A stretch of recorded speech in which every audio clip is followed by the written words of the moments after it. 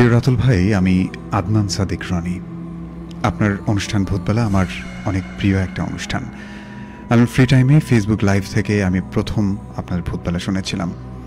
আজ আমি আমার নিজের জীবনের একটা ভয়ঙ্কর অভিজ্ঞতা আপনার সাথে শেয়ার করতে চাই, যা আমাকে আজও রাতের অন্ধকারে ভয় পাইয়ে দেয়। ঘটনাটি ঘটেছিল গত বছর একটা গভীর জঙ্গলে, যেখানে একটি পরিত্যক্ত পুরনো আমলের বাংলোয় আমরা কয়েকজন বন্ধু মিলে একটা অ্যাডভেঞ্চার ট্রিপে গিয়েছিলাম। এই অভিজ্ঞতাটা শুধু বীভৎসই ছিল না, বরং আমার জীবনের একেবারে চরম একটা ভুল ছিল। আমরা চার বন্ধু, আমি, রনি, শাওন, অপু আর রিয়াজ, বরাবরের মতোই আমরা অ্যাডভেঞ্চার প্রিয়। তো ইউনিভার্সিটি লাইফে প্রথম দিকে আমরা বিভিন্ন জায়গায় ঘুরতে যেতাম, যার মধ্যে কক্সবাজার, বান্দরবান, সাজেক, এই বেশ কিছু জায়গায় আমরা ঘুরেছি। কিন্তু একটা সময় আমাদের একটা ইচ্ছা ছিল যেন এমন একটা জায়গায় যাব যেখানে কেউ কখনো যায়নি। তো এমন একটা জায়গা থেকে ইন্টারনেটে অনেক খোঁজাখুঁজির পর আমরা একটা পরিত্যক্ত বাংলোর সন্ধান পেলাম। সেটা ছিল ঢাকা জেলার পার্শ্ববর্তী একটা জেলার নাম বলছি না, সেই জেলার একেবারে শেষ প্রান্তে গভীর একটা জঙ্গলের মতো স্থান। ব্রিটিশ আমলে কোনো এক সাহেবের বাগান বাড়ি ছিল সেটা। এরপর একটা সময় তিনি চলে যাওয়ার পর সেই জায়গাটা পরিত্যক্ত হয়ে পড়ে। স্থানীয়দের কাছে জায়গাটার একটা বদনাম আছে।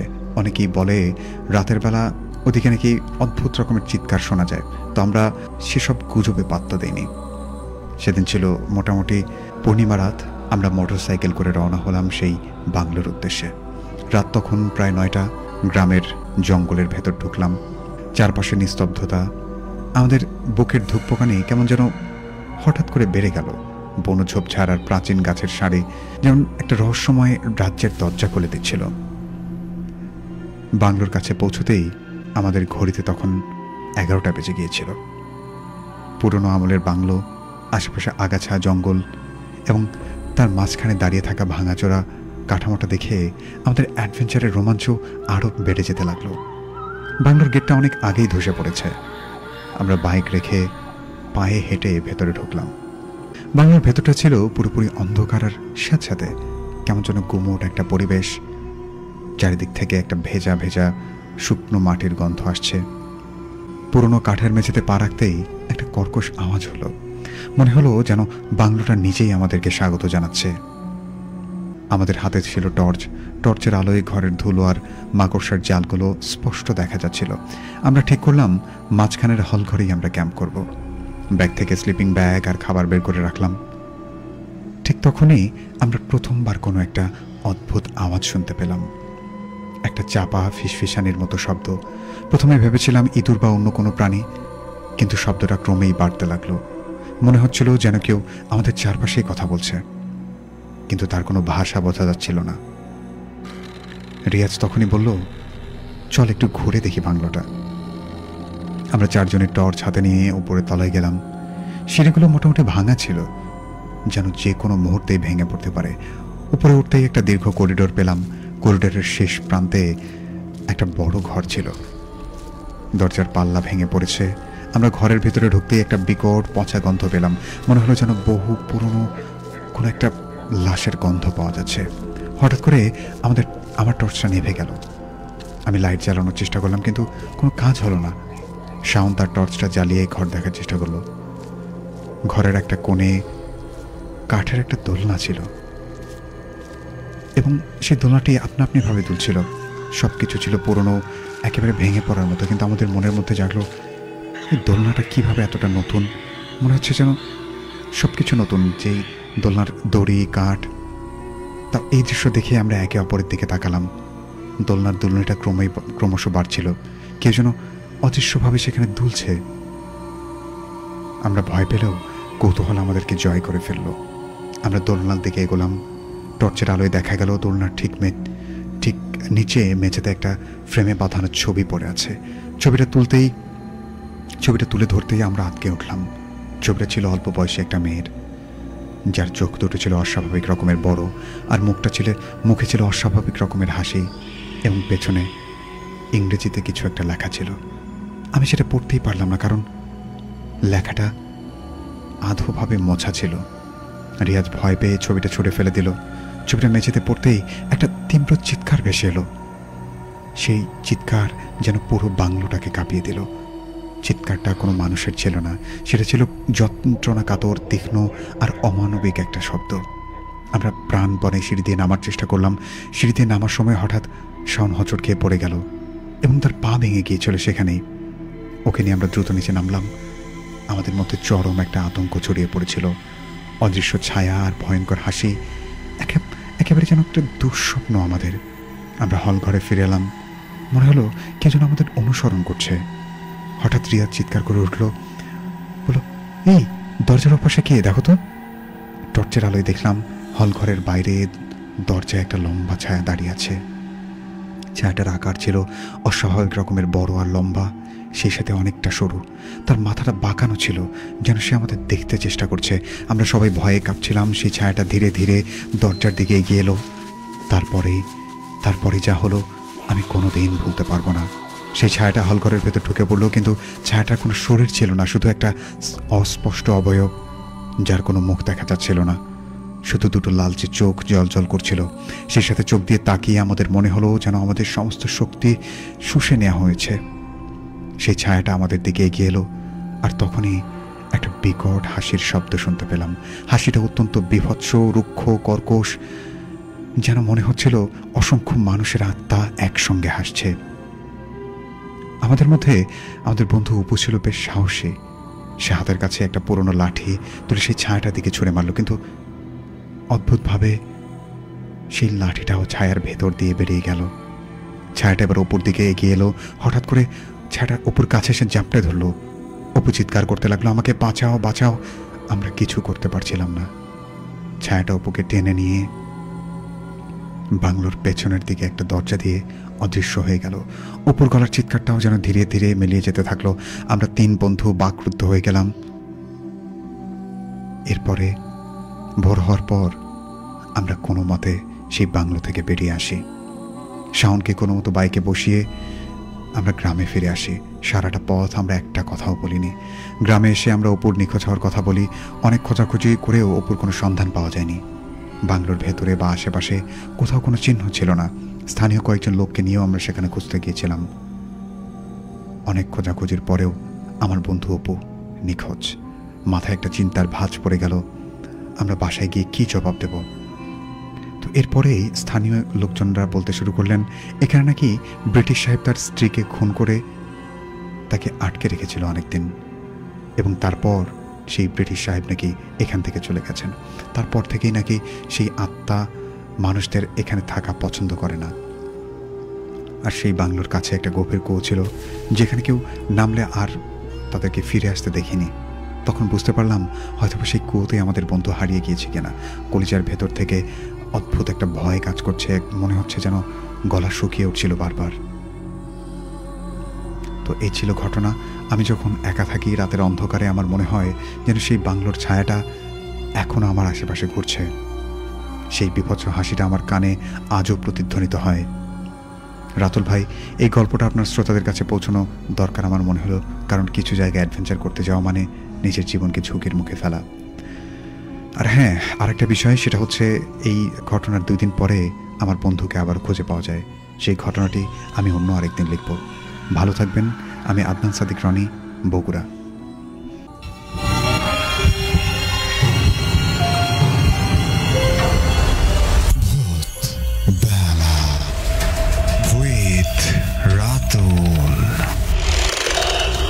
ভয়ের শুরু এখানে।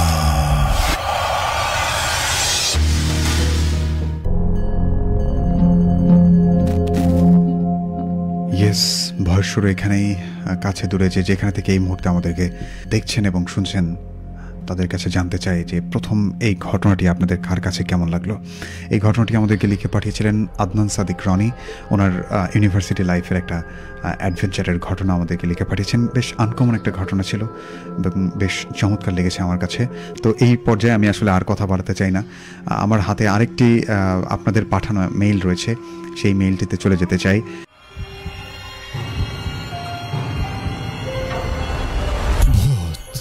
বেলা উইথ রাতুল। ভয়ের শুরু এখানে।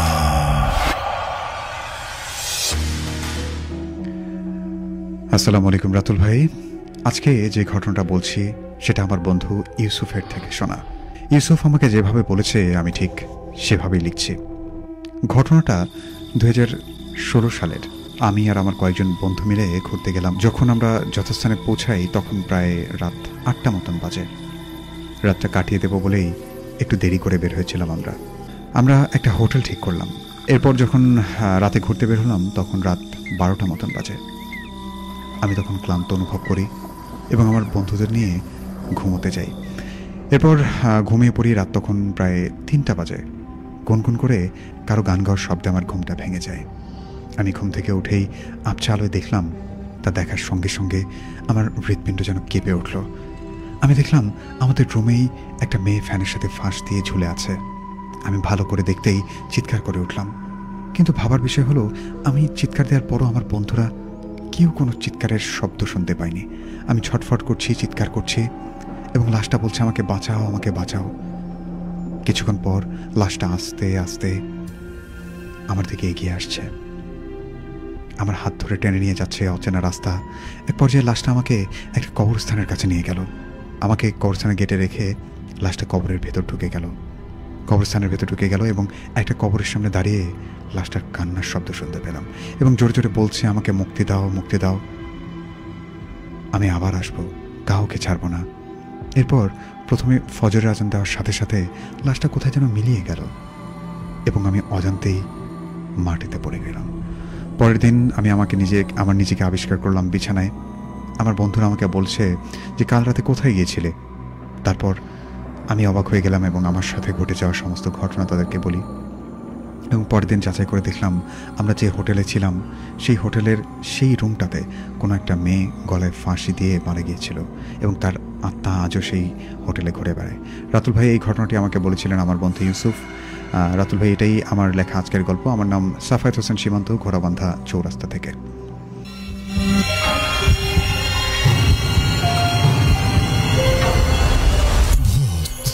বেলা উইথ রাতুল। ভয়ের শুরু এখানে।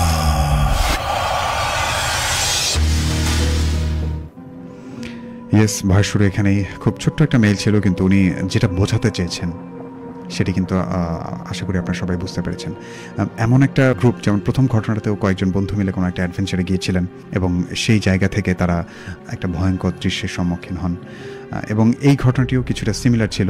কয়েকজন বন্ধু মিলে কোনো একটা জায়গায় ঘুরতে গিয়েছিলেন এবং সেখানে গিয়ে যে হোটেলে তারা রাত কাটিয়েছিলেন সেই হোটেলের রুমে একটা বিভৎস দৃশ্য তারাও দেখেছিলেন। তো যাই হোক লিসেনার, এই মুহূর্তে আপনারা যে ঘটনাটি শুনলেন আপনাদের কার কাছে কেমন লাগলো আপনারা আমাদেরকে লিখে জানিয়ে দিতে পারেন। আমরা এই মুহূর্তে লাইভ করছি এবং সেখানে চাইলে আপনারা আপনাদের সাথে আপনাদের কার কাছে কেমন লাগলো ঘটনাটি সেটি আমাদেরকে জানাতে পারেন।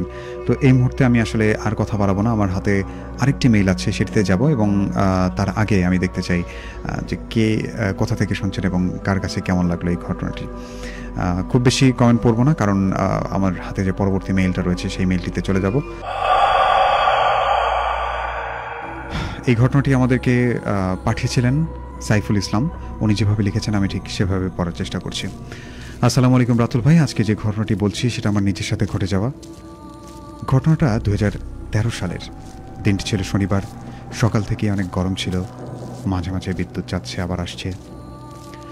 সারাটা দিন এখানে ওখানে কাটিয়ে দিলেও রাতে আর পারলাম না। চলে গেলাম আমাদের বাড়ির এক দাদার সঙ্গে। পাশেই ছিল একটা কবরস্থান।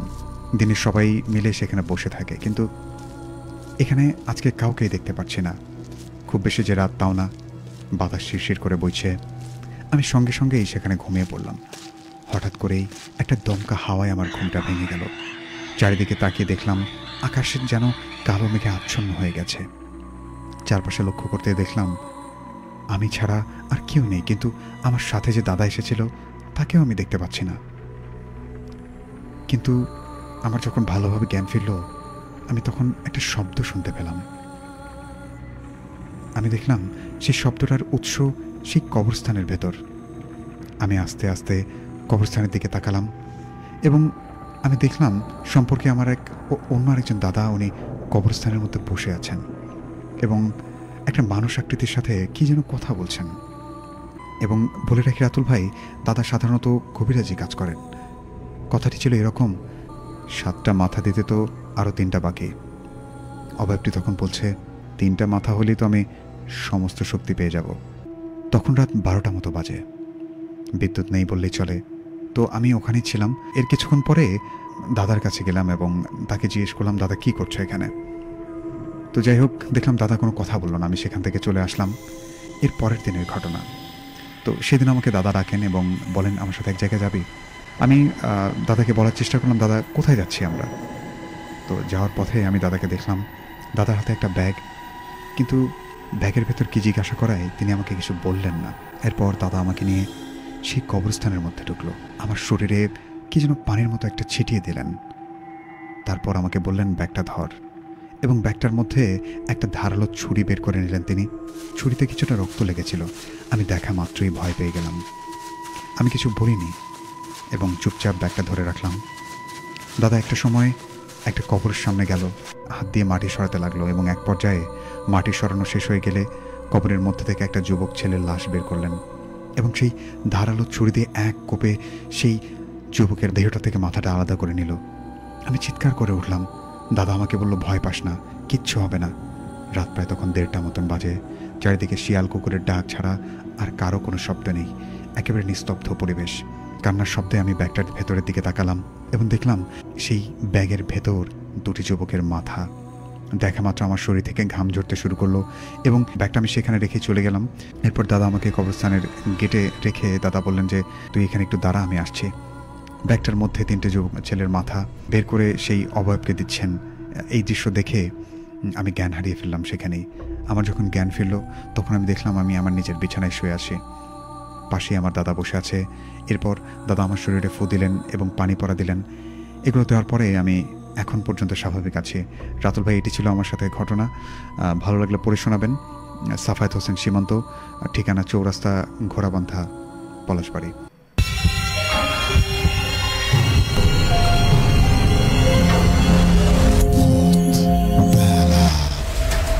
with রাতুল। ভয়ের শুরু এখানে।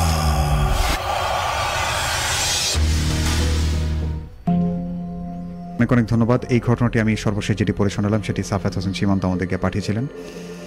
তো আমি আসলে আর কথা বাড়াতে চাই না। আমি লিসেনার যারা এই মুহূর্তে আমাদেরকে দেখছেন তাদের কাছেও ক্ষমা প্রার্থী যে আসলে আপনাদেরকে এই ঘটনাটি গুছিয়েভাবে বলতে পারলাম না।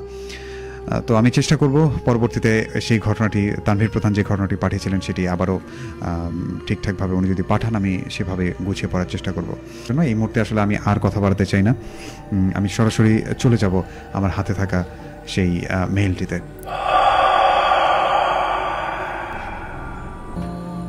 আসসালামু আলাইকুম রাতুল ভাই, আপনার অনুষ্ঠান ভূতবেলা আমার খুবই প্রিয়। আপনার গল্প বলার ধরন আমার অনেক ভালো লাগে। প্রতিটি ঘটনা শোনার সময় আমার গায়ের লোম খাড়া হয়ে যায়। আজ আমি আপনাকে একটা ঘটনা শেয়ার করব, সেটা আমার এক সহকর্মীর জীবনের ভয়ঙ্কর অভিজ্ঞতা। তা আমি আপনার সাথে শেয়ার করতে চাই, যা তার জীবনকে পুরোপুরি বদলে দিয়েছে। এই ঘটনাটি ঘটেছিল লালমনিরহাটে ভয়ঙ্কর এক ঝড়ের রাতে। আমার সহকর্মীর নাম কবির হাসান, যার বাড়ি গাইবান্ধা জেলারই কোনো একটা স্থানে, আমি সেটাই উল্লেখ করছি না। তিনি নিজেই আমাকে এই গল্পটি শোনান। ঘটনাটা এতই ভয়ানক ছিল যে তিনি আজও সেই রাতের কথা কাউকে বলতে পারেন না। চাকরি সূত্রে আমি তখন লালমনিরহাটে। সেই ঘটনাটা প্রায় 2 বছর আগের। কবির হাসান তখন লালমনিরহাট থেকে গাইবান্ধায় বাড়িতে ফিরছিলেন। আমরা জানি লালমনিরহাট থেকে গাইবান্ধাতে আসার সবচেয়ে ভালো বাহন হলো ট্রেন, কিন্তু সেদিন তিনি ট্রেন মিস করেন। পুলিশের জব, ছুটি মাত্র 5 দিন, তাই তিনি একটা দিনও নষ্ট করতে চাইলেন না। এজন্যই বের হয়ে পড়লেন সেই রাতেই। তখন আর ট্রেনের জন্য ওয়েট না করে তিনি রওনা হলেন। তিনি ভাবলেন ভাঙাভাঙি করে তিনি গাইবান্ধা চলে যাবেন। তো কিছুদূর আসার পরে হঠাৎ করে আকাশটা খুব খারাপ হয়ে গেল। আকাশ কালো মেঘে ঢেকে গেল আর শুরু হলো প্রচণ্ড ঝড়। তো উনি যে গাড়িতে করে আসছিলেন সেই গাড়ির সব যাত্রী রাস্তায় নেমে গেলেন। কবির ভাই বাস থেকে নেমে পাশের একটা দোকানে আশ্রয় নিলেন। ঝড়ের দাপট এমন ছিল, মনে হচ্ছে যেন আকাশ ভেঙে পড়ছে। বিদ্যুৎ চমকাচ্ছিল আর বজ্রপাতের শব্দে কান পাতা দায় ছিল। সেই রাতে আর কোনো গাড়ি ঘোড়া চলবে না। তিনি এটা বুঝতে পেরে দোকানদারকে জিজ্ঞাসা করলেন, আচ্ছা ভাইয়া, আর কোনো গাড়ি পাওয়া যাবে না? সেই দোকানদার বলেন, পাওয়া যাবে, কিন্তু এই সামনে যে গ্রামটা দেখছেন এই গ্রামের ভেতর দিয়ে গিয়ে সামনে পাকার রাস্তা আছে, সেখানে গিয়ে উঠতে হবে। এরপর তিনি দোকানদারের কাছ থেকে সেই রাস্তা জেনে নিয়ে সেই গ্রামের ভেতর দিয়ে কোন দিক দিয়ে হেঁটে যেতে হবে সেটা জেনে নিলেন। এর আগেও তিনি ভাঙাভাঙি করে গাইবান্ধা এসেছিলেন পীরগাছা বামনডাঙ্গা হয়ে। তো যাই হোক, দোকানদার তাকে সে রাতে সাবধান করেছিল, বলেছিল এই ঝড়ের রাতে গ্রামের মাঝ দিয়ে একা যাওয়াটা বিপজ্জনক হবে। ওই রাস্তা দিয়ে গভীর রাতে কেউ যায় না। কিন্তু কবির ভাইয়ের বাড়িতে ফেরার তাড়া ছিল, তাই তিনি দোকানদারের কথা পাত্তা না দিয়ে ঝড়ের মধ্যেই একা একা হাঁটা শুরু করলেন। রাস্তাটা ছিল জনমানবহীন, চারপাশে শুধু গাছপালা আর জঙ্গল। ঝড়ের বাতাসে গাছের ডালপালাগুলো ভাঙার শব্দ আর পাতার সনসন শব্দ যেন একটা ভৌতিক পরিবেশ তৈরি করেছিল। কিছুক্ষণ হাঁটার পর তিনি দেখতে পেলেন রাস্তার পাশে ভাঙাচোর মতো একটা ঘরের মতো দেখা যাচ্ছে। সেই ঘরটা দেখে মনে হলো যেন বহু বছর ধরে পড়ে আছে। এবং সেই বাড়িটার কাছে আসতেই তিনি শুনতে পেলেন কেউ যেন তার নাম ধরে ডাকছে, কবির, কবির। তিনি প্রথমে ভেবেছিলেন হয়তো হাওয়ার শব্দ বা তার মনের ভুল। তাই তিনি আবারও সেই একই ডাক শুনতে পেলেন, কবির, এদিকে এসো। এই ডাকটা আরো স্পষ্ট ছিল। তিনি চারপাশে তাকালেন, কিন্তু কাউকে দেখতে পেলেন না। ভয়ে তার গা ছমছম করছিল। তিনি দ্রুত পা চালাতে থাকলেন, কিন্তু সেই ডাকটা তাকে যেন অনুসরণ করছিল। তিনি বারবার তার নাম শুনতে পাচ্ছিলেন। একটা পুরনো দোলনা আর একটা বিকট হাসির শব্দ। অনেকটা পথ হাঁটার পরে তিনি দেখতে পেলেন একটা বড় আম গাছ। সে আম গাছের নিচে পুরনো একটা দোলনা বাঁধা ছিল, যে ঝড়ের বাতাসে সশব্দে দুলছিল। দোলনাটার একপাশে একটা ছোট মূর্তি মতন দেখতে পেলেন, যেটা দেখে মনে হলো কোনো একটা শিশুর মূর্তি। তিনি অবাক হয়ে সেদিকে তাকিয়ে রইলেন। হঠাৎ করে দোলনার দোলনাটা আরও তীব্র হলো। মনে হলো কোনো একটা মানুষ যেন জোরে কোনো দোলনা ধাক্কা দিলে যেরকমভাবে চলে যায় সেরকম। সেই সাথে একটা বিকট হাসির শব্দ ভেসে এলো। হাসিটা শুনে মনে হচ্ছিল যেন কোনো একটা শিশুর হাসির শব্দ, কিন্তু তাতে ছিল অশুভ, ভয়ঙ্কর আর একটা নির্মমতা। সেই হাসিটা এতটাই তীব্র এবং ভয়ানক ছিল যেন তার কানে তালা লেগে যাচ্ছিল বারবার। তিনি দ্রুত সেই জায়গাটা থেকে পালিয়ে যাওয়ার চেষ্টা করলেন, কিন্তু হঠাৎই দেখতে পেলেন সেই দোলনায় ছোট্ট একটা মেয়ে বসে আছে। তার পরনে ছিল সাদা একটা ফ্রক, যার লেজগুলো ছিল অনেক লম্বা, কিন্তু তার মুখটা ছিল একটা বিকট, বিভৎস। তার চোখগুলো ছিল আগুনের মতো। এবং সেই এত অন্ধকারে, বৃষ্টিমুখর অন্ধকার রাতে তার মুখটা জল জল করছিল। মেয়েটার চোখ দুটো ছিল কঠোরগত, কিন্তু তার মধ্যে থেকে আগুনগুলো মনে বেরিয়ে আসছে। তার মুখে ছিল বিকৃত হাসি। সেই মেয়েটাকে তাকে দেখে হাত নেড়ে তাকে ডাকলো, কবির, এখানে এসো, আমার সাথে খেলবে? কবির ভাইয়ের হাত পা তখন অবশ হয়ে যাওয়ার মতো উপক্রম। তিনি দৌড়াতে চেষ্টা করলেন, কিন্তু তার পা যেন মাটির সঙ্গে আটকে গিয়েছে। তিনি দেখতে পেলেন মেয়েটার হাত লম্বা করে তার দিকে এগিয়ে আসছে, যেন তাকে জাপটে ধরতে চাইছে। হঠাৎই একটা গাড়ির হেডলাইটের আলো চোখে পড়ল তার। একটা জিপ তার পাশ দিয়ে যাচ্ছিল। জিপের চালক তাকে দেখে ব্রেক কষল। চালক তাকে জিজ্ঞাসা করলো, কি হয়েছে ভাই, আপনি মাঝ রাস্তায় এরকম দাঁড়িয়ে আছেন? কবির ভাই তখন ভাঙা গলায় ভয়ে ভয়ে তিনি জিপের চালককে সব কিছু খুলে বললেন। চালকের মুখ ফ্যাকাশে হয়ে গেল। তিনি বললেন, ভাই, এই জায়গাটা তো ভালো না। এই রাস্তায় একটা শিশুকে খুন করে পুঁতে রাখা হয়েছিল, এবং তারপর থেকেই অনেকে এইসব ঘটনা খেয়াল করেন। এরপর চালক তাকে জিপে তুলে নিলেন এবং সেই পাকা রাস্তার মাথায় কোনো একটা গাড়িতে উঠিয়ে দিলেন। কবির ভাই সেই রাতের কথা আজও বলতে পারেন না। তিনি বলেন, সেই শিশুটার হাসি, সেই বিভৎস মুখ আর সেই ঠান্ডা হাতগুলো আজও যেন তাকে তাড়িয়ে বেড়ায়। তিনি আর কখনো রাতের বেলা একা একা বাড়ির বাইরে যান না, আর ঝড়ের রাতে তিনি কখনোই জানালা খোলেন না। কারণ তিনি বলেন, ঝড়ের আওয়াজের সঙ্গে সঙ্গে তিনি নাকি এখনও সেই শিশুটার হাসি এবং সেই ডাকটা শুনতে পায়, কবির, এদিকে এসো, খেলবে আমার সাথে? তো রাতুল ভাই, কবির ভাইয়ের ঘটনাটি এটি ছিল। আর সবার জন্য সতর্কতা, কিছু কিছু জায়গায় আমাদের আসলে মানুষ নিষেধ করলে যাওয়া উচিত নয়, কারণ প্রত্যেকটা জায়গারই কিছু ভয়ঙ্কর সত্য থাকে যা আমাদের মেনে নিতে হয়। ধন্যবাদ। আমি খন্দকার মেহেদী হাসান মানু। গল্পটি আমার সহকর্মীর কাছ থেকে শোনা, যিনি গাইবান্ধারই বাসিন্দা, তিনি সাঘাটার বাসিন্দা, এমনটি তিনি জানিয়েছেন।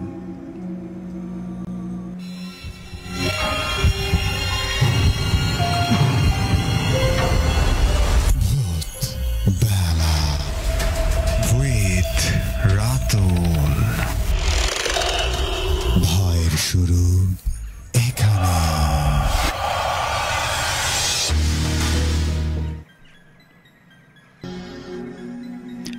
ইয়েস, ভয়ের শুরু এখানেই। কাছে দূরে যে যেখানে থেকে এই মুহূর্তে আমাদেরকে শুনছেন এবং দেখছেন, প্রত্যেকেই আরেকবার ওয়েলকাম করছে ভূতবেলায়। আমি আর যে রাতুল আছি আপনাদের সাথে, এবং আমার সাথে আজকের অতিথি হিসেবে ছিলেন আমাদের রেডিও সারাবেলার সিনিয়র প্রোগ্রাম প্রডিউসার কৃষ্ণকমল দাদা। তো আসলে সব মিলে আমার কাছে বেশ ভালোই মনে হচ্ছে, কিন্তু মাঝখানে একটা ঘটনা আমার আসলে খুবই ঝামেলা মনে হয়েছে। তো যাই হোক, আপনারা পছন্দ করেছেন এবং এই ঘটনাটি আপনাদের কার কাছে কেমন লাগলো সেই বিষয়টি আমার সাথে শেয়ার করতে পারেন। এই মুহূর্তে আপনি আমাকে শুনতে পাচ্ছেন আমাদের ফ্রিকোয়েন্সি 98.8, এর পাশাপাশি আমাদেরকে শুনতে পাচ্ছেন আমাদের ওয়েবসাইট এবং আমাদের ফেসবুক পেজের মাধ্যমে।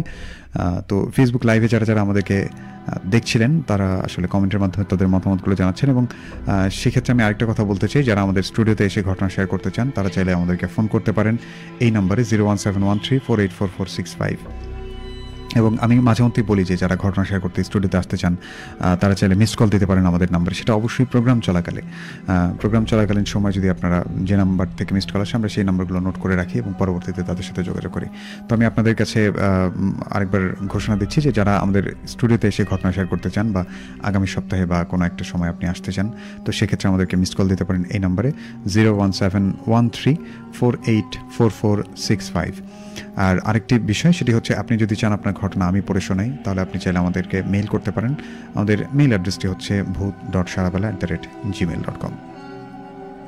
তো এগুলো ছিল নিয়মকানুন। আমি আসলে আর কথা বাড়াতে চাই না, দেখতে চাই কে কে আছেন আমাদের সাথে। এবং শুভ লিখেছিলেন আমাদেরকে, অনেক সুন্দর ভাই, খুব ভালো লাগলো। অনেক ভয়ের ছিল মেইলটা, জান্নাত বাপ্পি লিখেছিলেন। এরপর দেখতে পাচ্ছি আমাদেরকে লিখেছিলেন রাতুল ভাই, আমার কাছে ঘটনা আছে, বেহুলা শুভ লিখেছিলেন আমাদেরকে। এরপর দেখতে পাচ্ছি নয়ন সরকার ভাই লিখেছিলেন, ভূতবেলার গল্প শুনে গা ছমছম করছে লিখেছিলেন। তাপসী সরকার, অনেক অনেক ভালো ছিল, থ্যাংক ইউ, অতিথির ঘটনা শোনান লিখেছিলেন আমাদের সাথে। দেওয়ান ফাহিম হোসেন, সম্পদ মণ্ডল ছিলেন আমাদের সাথে, ভাই কীভাবে মেইল পাঠাবো। এরপর দেখতে পাচ্ছি আমাদের সাথে জিয়াউস শামস আদনান ছিলেন, আসসালামু আলাইকুম ভাইয়া। ওয়ালাইকুম সালাম। নয়ন সরকার ভাই লিখেছেন আছি কিছুক্ষণ। নিশান নিশান লিখেছিলেন আমাদেরকে, দেখতে পাচ্ছি উনি লিখেছেন কেমন আছেন। চতুর্থ ইমেলটি ভয়ানক ছিল।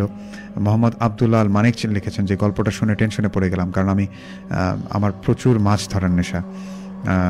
খুব সাবধানে থাকবেন। আসলে মাছ ধরতে গিয়ে আসলে আমাদের গ্রামে বা গ্রামাঞ্চলে যেসব ঘটনা প্রচলিত আছে, মানে এখনও শোনা যায় গ্রামের দিকে যে মাছ ধরতে গিয়ে ভয় পেয়েছে, এবং নদী অঞ্চলে যারা অনেক রাত পর্যন্ত মাছ ধরেন, যেমন এই যে বর্ষাকালীন সময়ে আমি শুনেছি যে মাছ ধরার একটা তীব্র একটা প্রতিযোগিতাই চলে।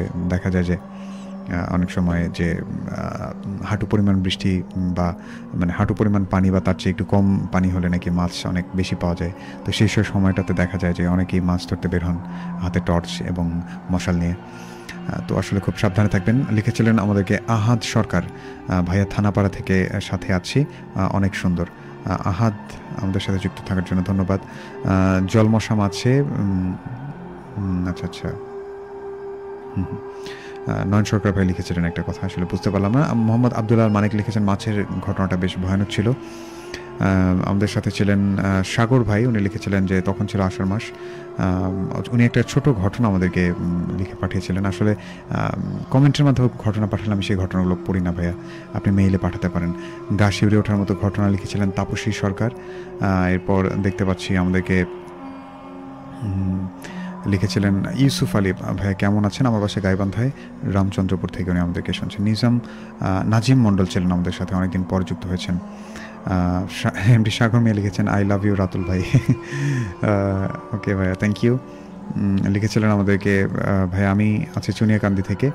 এরপর আমাদেরকে লিখেছেন আর আরাফাত হোসেন আকাশ, ভাইয়া ভয় লাগছে, অন্য কোনো সময় রেডিও সারাবেলার ভৌতিক ঘটনা অবলম্বনে অনুষ্ঠান বুধবেলা শুনবো। ভালো থাকবেন, সুস্থ থাকবেন। নয়ন সরকার ভাই কথাটি লিখেছিলেন, উনি প্রতিদিনই প্রত্যেকটা প্রোগ্রামে উনি আমার আগে নিজেই উনি বিদায় দিয়ে দেন। রাদিয়া বিনতে রাফা ছিলেন, ইমেলটা ভয়ের ছিল, থ্যাংক ইউ।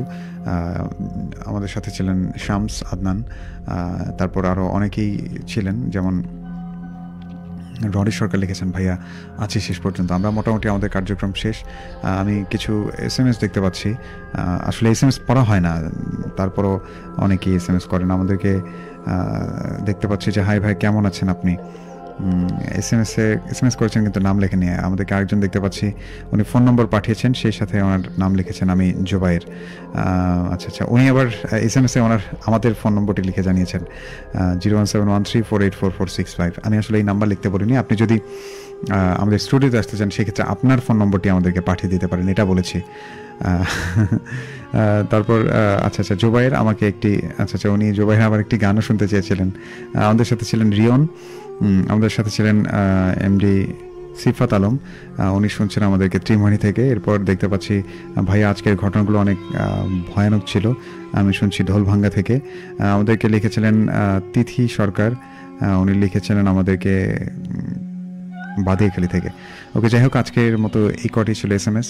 আর ইনবক্সে অনেকে যোগাযোগ করেছিলেন আমাদের সারাপালার পেজে। ইসরাত ইতি লিখেছিলেন আমাদেরকে, ভাইয়া আমি আপনার নতুন ফ্রেন্ড, সুন্দর হচ্ছে, চালিয়ে যান, শেষ পর্যন্ত সাথে আছি। মাশরাফি হাসান মিরাজ ছিলেন আমাদের সাথে, ভালো হচ্ছে। আমাদেরকে মাসুদ ভাই, উনি ওনার ফোন নম্বরটি জানিয়েছেন। এবং তারপর আমাদের সাথে আরও অনেকেই ছিলেন। আসলে আপনাদের প্রত্যেককেই অনেক অনেক ধন্যবাদ। আমরা মোটামুটি আজকের আয়োজনের একেবারে শেষ প্রান্তে এসে পৌঁছেছি। তো আপনারা যারা আমাদেরকে যে যেখানে থেকে দেখছিলেন এবং উপভোগ করছিলেন ভূতবেলা, আপনাদেরকে আমন্ত্রণ রইল আমাদের আগামী এপিসোড আগামী বৃহস্পতিবার ভূতবেলা শোনার আমন্ত্রণ রইল।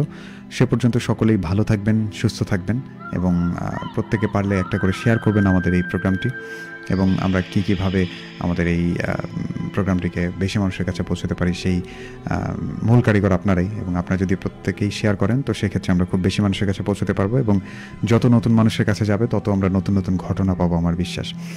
আগে শুরুতে যখন আমরা শুরু করেছিলাম তখন আসলে কোনো মেইল পেতাম না, দেখা যেত যে পুরো 1 সপ্তাহ 2 সপ্তাহ মিলে একটা মেইল থাকতো।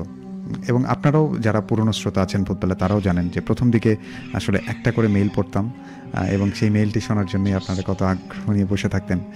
এবং তখন আমারও ব্যাপারগুলো মনে হলে অনেক ভালো লাগে যে আমরা অনুষ্ঠানের শুরুতে প্রথম 1 ঘন্টা লিসেনারদের, মানে যারা লিসেনারদের মধ্যে থেকে যারা আমাদের অতিথি হয়ে আসতেন ঘটনা শেয়ার করতে, তাদের ঘটনা শুনতাম।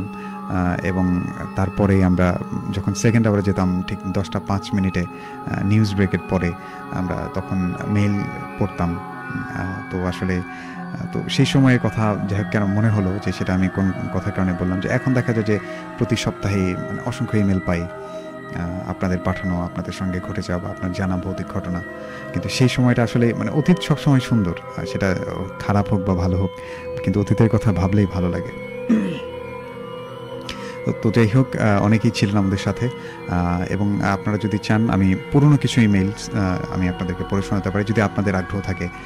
আমরা একটা পুরনো ইমেল, পুরনো সেরা কিছু মেইল নিয়ে আমরা একটা সেগমেন্ট করতে পারি, যে কোনো একটা প্রোগ্রাম আমরা শুধুমাত্র ইমেল দিয়ে করব, যেটা মানে পুরনো কিছু সেরা মেইল যেগুলো আপনাদের মনে দাগ কেটে আছে।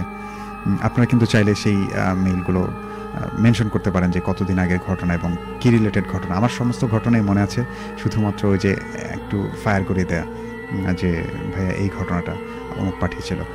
তো যাই হোক, অনেক কথা হয়ে যাচ্ছে। এই কথাটা আমি অবশ্য আগে বললে ভালো হতো, কারণ এই মুহূর্তে আরও অনেকেই চলে গেছেন, কারণ যতগুলো আমাদের অডিয়েন্স ছিল তারা প্রত্যেকেই জানেন এখন শেষ হয়ে যাবে, এই জন্য মানে ভূতবেলা শেষ করার আগেই তারা চলে গেছেন। তো আমি আগামী এপিসোডে সেগুলো অ্যানাউন্স করব যে আসলে আপনাদের ইচ্ছা আছে কিনা যে পুরনো কিছু সেরা ইমেল বাছাই করে আমরা আলাদা একটা এপিসোড করতে পারি কিনা।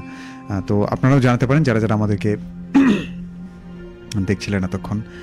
তো অনেক কথা বলে ফেললাম, মানে ভৌতিক ঘটনার বাইরেও তো যাই হোক, আপনাদের সকলকে অনেক অনেক ধন্যবাদ। আরেকবার বলতে চাই, যদি আপনারা আমাদের স্টুডিওতে এসে ঘটনা শেয়ার করতে চান তাহলে আমাদেরকে ফোন করতে পারেন এই নাম্বারে 01713484465। অবশ্যই সেটা প্রোগ্রাম চলাকালীন, যেমন এখন প্রোগ্রাম শেষ হয়ে যাবে, এরপরে যদি আপনারা ফোনে ট্রাই করেন বা মানে সপ্তাহের অন্য কোনো দিন যদি আপনারা ট্রাই করেন যে হ্যাঁ, তখন আপনারা ফোন করতে পারেন, কিন্তু ডিরেক্টলি ফোন করতে হবে। তখন মিস কল দিলে হবে না, কারণ তখন রাতুল ভাই থাকবে না। তো যাই হোক, লিখেছিলেন আমাদেরকে জিয়াউস শামস আদনান। আচ্ছা, আমি কোন কথায় ছিলাম যে আপনারা কিভাবে ঘটনা শেয়ার করবেন। আপনি চাইলে আমাদের স্টুডিওতে আসতে চাইলে আমাদেরকে ফোন করতে পারেন, নাম্বারটি অনেকবার বলেছি। এবং আপনি যদি চান আপনার ঘটনা আমি পড়ে শুনি, সেক্ষেত্রে আমাদেরকে মেইল করতে পারেন। আমাদের মেইল অ্যাড্রেসটি হচ্ছে bhoot.sarabela@gmail.com। তো এই সাপ্তাহিক অনুষ্ঠান, ভৌতিক ঘটনা অবলম্বনে অনুষ্ঠান ভূতবেলা, এই ভূতবেলা নিয়ে আপনাদের সাথে ছিলাম আমি আরজে রাতুল, এবং আমার সাথে আজকে শাহাদুল থাকার কথা ছিল, শাহাদুল নেই, কিন্তু আমাদের সাথে আজকে অতিথি হিসেবে ছিলেন আমাদের রেডিও সারাবেলার সিনিয়র প্রোগ্রাম প্রডিউসার কৃষ্ণকমল দাদা। ওনার ঘটনাগুলো বেশ চমৎকার ছিল এবং আপনারা প্রত্যেকে অনেক পছন্দ করেছেন। আপনাদের মন্তব্য আমি দেখে বুঝতে পারছি। তো আপনাদের প্রত্যেককে আমন্ত্রণ রইল, যারা আগামী সপ্তাহে আমাদের স্টুডিওতে আসতে চান। প্রত্যেকের জন্য অনেক অনেক ভালোবাসা। সে পর্যন্ত সবাই ভালো থাকবেন, সুস্থ থাকবেন। আপনাদের ভালোবাসা নিয়ে ফিরে আসি এবং আপনাদের ভালোবাসা নিয়ে ফিরতে চাই। তো সবাই ভালো থাকুন। আসসালামু আলাইকুম।